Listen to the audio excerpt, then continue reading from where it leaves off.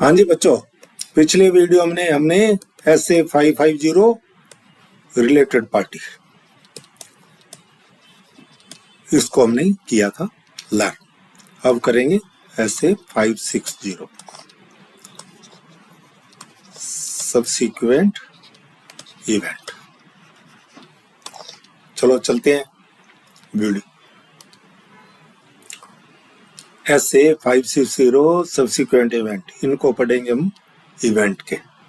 Examine event, verify impact on FS, evaluate subsequent information, notify management, take action and amend report if necessary। इतने point इस S A में आएंगे। Subsequent event वो event होती हैं जो बैलेंस शीट डेट और ऑडिट रिपोर्ट के बीच में की डेट के बीच में जो आ जाते हैं। तो ये क्या कहता है एसए इसके बारे में?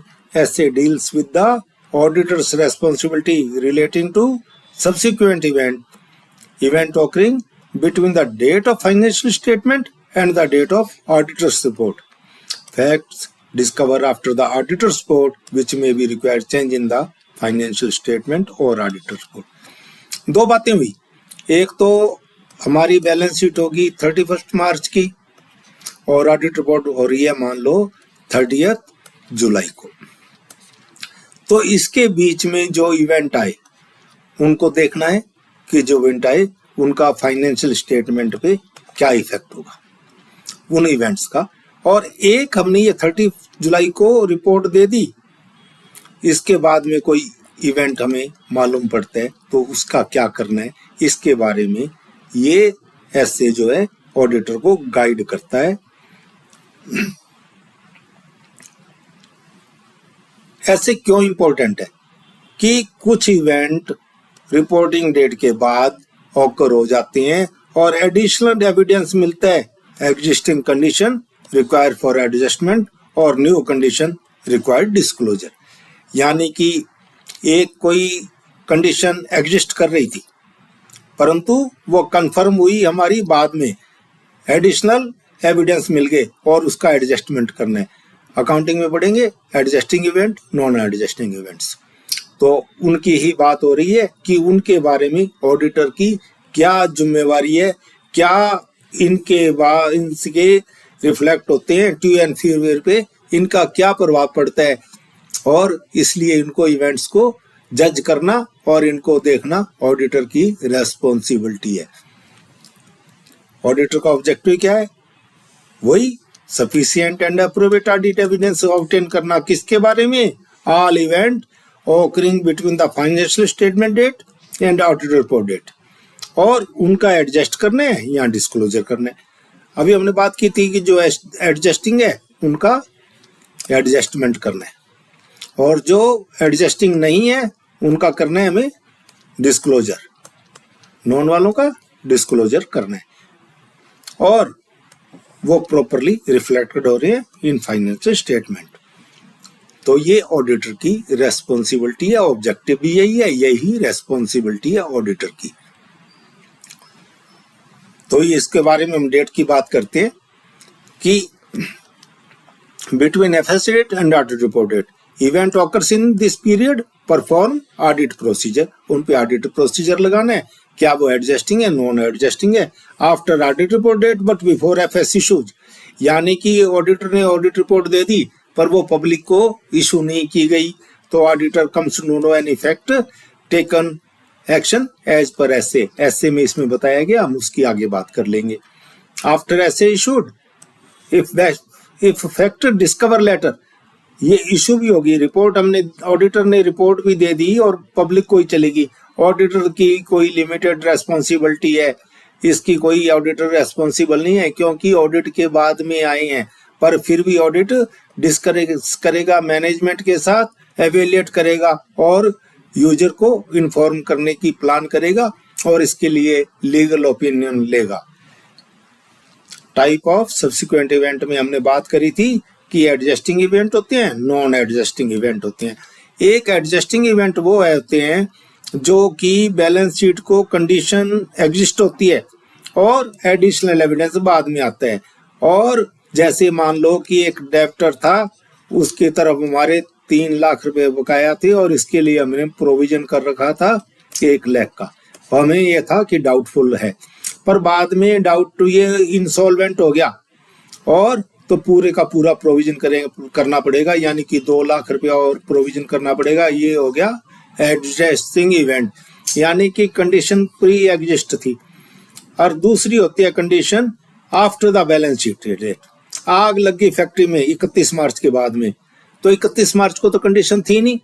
अब इसको डिस्क्लोज करेंगे इमैटेरियल, इसके बारे में ऑडिटर देखेगा कि इसका क्या इम्पैक्ट होगा फाइनेंशियल स्टेटमेंट पे। या सबसे इंपॉर्टेंट बात ऐसे मामले में आती है कि क्या उसका गोइंग कंसर्न इफेक्ट होगा या नहीं। अगर गोइंग कंसर्न के हिसाब से हम ऐसे 5-7 में पढ़ेंगे, तब इसकी चर्चा हम कर लेंगे। तो यानी कि cause exist before year end adjusting event arose after the year end disclosure, यानी कि 31 मार्च हमारी बैलेंस शीट डेट है, उससे पहले कंडीशन एग्जिस्ट करती है तो एडजस्टिंग, नहीं तो नॉन एडजस्टिंग।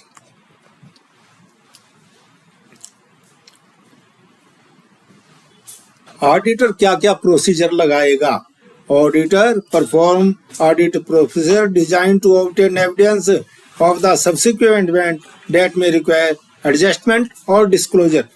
वो ऑडिट प्रोसीजर किस लिए लगाएगा? कि उनको एडजस्ट कराना है या डिस्क्लोज करना है। इसके लिए क्या क्या साधन हो सकते हैं ऑडिट प्रोसीजर के? बोर्ड की मीटिंग देखेगा, शेयर होल्डर मीटिंग को देखेगा, ईयर के जो बाद में की गई है उनके मिनट्स को चेक करेगा, क्योंकि अगर कोई ऐसा मामला होता है एडजस्टिंग वाला नेचर का होता है, मीटिंग में डिस्कस किया जाता है। अगर कोई इंटरिम फाइनेंशियल स्टेटमेंट बने हैं, मैनेजमेंट के लिए कोई इंफॉर्मेशन बनाई गई है, तो उस इंफॉर्मेशन को देखेगा।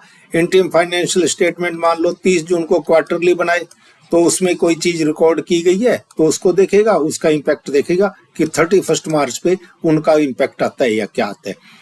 मैनेजमेंट से इंक्वायरी करेगा कि सब्सिक्वेंट इवेंट कोई हुआ, क्या हुआ, या उनका क्या प्रोसेस है सब्सिक्वेंट इवेंट को आइडेंटिफाई करने का। मैनेजमेंट के रिपोर्टें देखेगा, उनकी कोई प्रेस रिलीज देखेगा, अखबार में कोई खबर छपी है उसको देखेगा। रिव्यू लीगल कॉरेस्पॉन्डेंस है तो उसको भी चेक करेगा। और मैनेजमेंट से अंत में तो रिटर्न रिप्रेजेंटेशन तो लेना ही है हर मामले में, वो इस मामले में लिया जाएगा।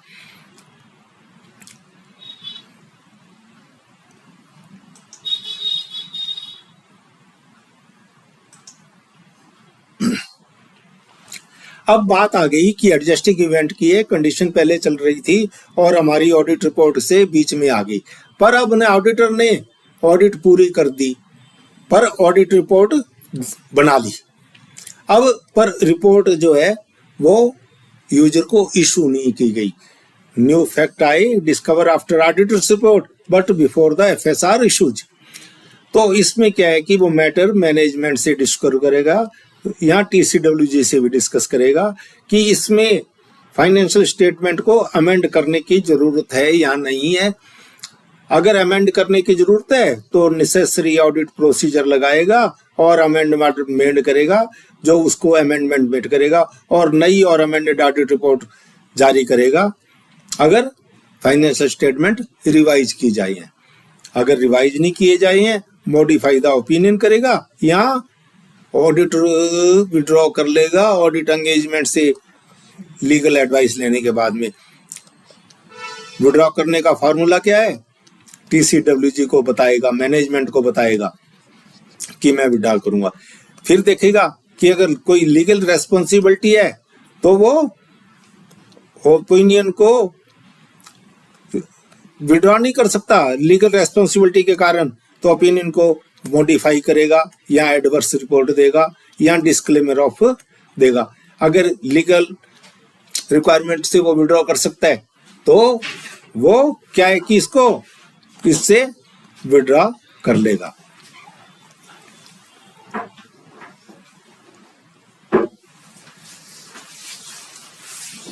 अगर एफएसआर इशू कर दिए गए तो उसके बाद में वो मैटर को डिस्कस करेगा मैनेजमेंट से और टीसीडब्ल्यूजी से, और कि क्या एफएस को रिवाइज करने की जरूरत है। क्या फाइनेंशियल स्टेटमेंट रिवाइज किए जाएंगे? अगर फाइनेंशियल स्टेटमेंट रिवाइज किए जाएंगे तो उसके लिए अगर मैनेजमेंट एग्री हो जाता है कि फाइनेंशियल स्टेटमेंट रिवाइज कर दो, तो वो अपने ऑडिटर प्रोसीजर लगाएगा। किस पोर्शन पे लगाएगा? केवल रिवीजन पे लगाएगा। रिवीजन जो किया जा रहा है उस पे ऑडिटर प्रोसीजर लगाएगा। पूरी ऑडिट रिपोर्ट दोबारा नहीं करेगा, केवल जो रिवीजन वाला पोर्शन है उस पे लगाएगा और रिवाइज रिपोर्ट इशू कर देगा। और इसके लिए लीगल एडवाइस भी लेगा कि इन्फॉर्म, अगर वो रिपोर्ट नहीं कर रहे हैं तो ऑडिटर कंसीडर करेगा यूजर को इन्फॉर्म करने के बारे में और लीगल एडवाइस लेगा। अगर लीगल एडवाइस प्रॉपरली मिल जाती है तो उसके अनुसार वो ऑडिटर उसको डिस्क्लोज करेगा। Share holder receive the financial statement, fraud from earlier period discovered, auditor should ensure that management considers the disclosure or revise the FS। और ये मैनेजमेंट की रिस्पॉन्सिबिलिटी है कि वो सब्सिक्वेंट इवेंट को डिजाइन करे, उसके लिए प्रोसीजर करे, आइडेंटिफाई और सब्सिक्वेंट इवेंट के लिए एडजस्ट और डिस्क्लोजर द इवेंट करे। अगर ऑडिटर को इन्फॉर्म करे till the date of report और प्रोवाइड रिप्रेजेंटेशन प्रोवाइड करे। किसको? ऑडिटर को। किसके बारे में? कि ऑल दे सारे के सारे जो इवेंट है वो डिस्क्लोज कर दिए गए हैं। और रिप्रेजेंटेशन जो है वो कौन ऑब्टेन करेगा? ऑडिटर ऑब्टेन करेगा मैनेजमेंट से कि all event subsequent the date of financial statement up to the date of auditor report which require adjustment are disclose and have been adjusted या डिस्क्लोज। इसके बारे में करेगा कि सारे के सारे जो इवेंट है वो डिस्क्लोज कर दिए गए हैं और एडजस्ट कर दिए गए हैं। एडजस्ट करने हैं, एडजस्ट कर दिए गए, डिस्क्लोज करने वाले डिस्क्लोज कर दिए गए हैं। ऑडिट रिपोर्ट पे इनका क्या इम्पैक्ट पड़ेगा? अगर एडजस्ट कर दिए, डिस्क्लोज कर दिए, अनमॉडिफाइड रिपोर्ट इशू करेंगे, अमेंड कर दिए, नहीं करे तो क्वालिफाइड और एडवर्स करेंगे। अगर एफएस रिवाइज कर दिए गए, नई ऑडिट रिपोर्ट करेंगे। नई ऑडिट रिपोर्ट पे नई डेट लगाएंगे और उसका पुरानी रिपोर्ट का कोई रेफरेंस नहीं देंगे। अगर रिपोर्ट इशू हो गई है तो उसके बारे में हम नई रिपोर्ट इशू करेंगे और पुरानी रिपोर्ट का एविडेंस देंगे, रेफरेंस देंगे। और मैनेजमेंट डिस्क्लोज के लिए अगर मना कर देता है तो टीसीडब्ल्यूजी को बताएंगे। अगर टीसीडब्ल्यूजी भी उसमें सहमति नहीं देते हैं तो रिपोर्ट को मॉडिफाई करेंगे और या हम लीगल एडवाइस प्राप्त करेंगे।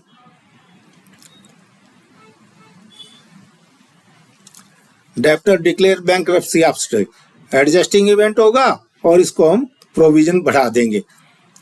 फायर होगी, एयरक्राफ्ट नॉन एडजस्टिंग है, न्यू कंडीशन है, डिस्क्लोज करेंगे। कोर्ट के कंफर्मिंग लायबिलिटी, एडजस्टिंग इवेंट होगा, कंडीशन एग्जिस्ट कर रही थी, एडजस्टिंग करेंगे। अनाउंसमेंट ऑफ द बोनस है, नॉन एडजस्टिंग है, नया इवेंट है, डिस्क्लोजर देंगे।